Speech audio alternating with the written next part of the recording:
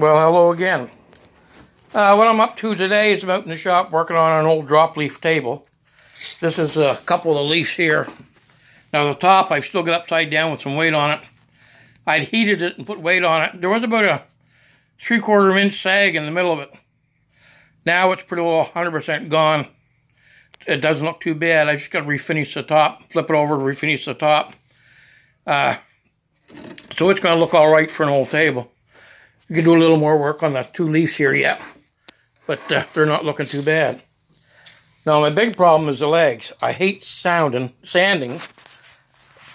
these round legs, and I don't have a lathe, so I dreamed up this little rig here just to help me with sanding the legs. I used some lacquer remover and removed all the lacquer, and then I just had to sand it. So instead of doing it completely by hand, I rigged this up. And all it is, I put a little motor I had, little 1/8 horsepower or less. It's got an on and off switch right on it. And I had a piece of curved metal. I just stood that up and drilled the right holes in it to mount the little motor on it.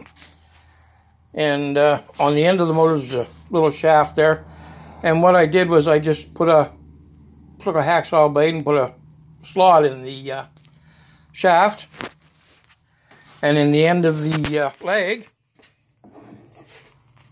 all I did was I inserted a little wee wedge of tin.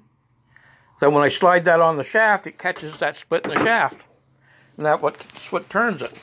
And the other end of the leg simply has a hole drilled in it, a little ways, 1/4 inch or so, for this other shaft to catch it. And that's just simply a couple of bearings on a shaft. There's a hole drilled in the 2x4 here, large enough for the bearings and shaft to go into.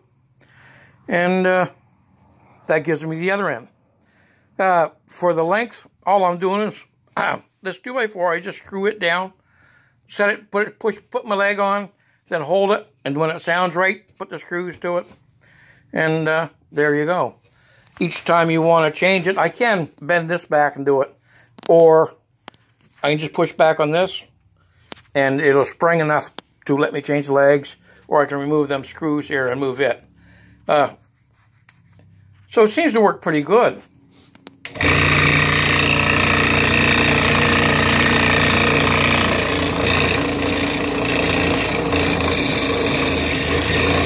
And I got the vacuum cleaner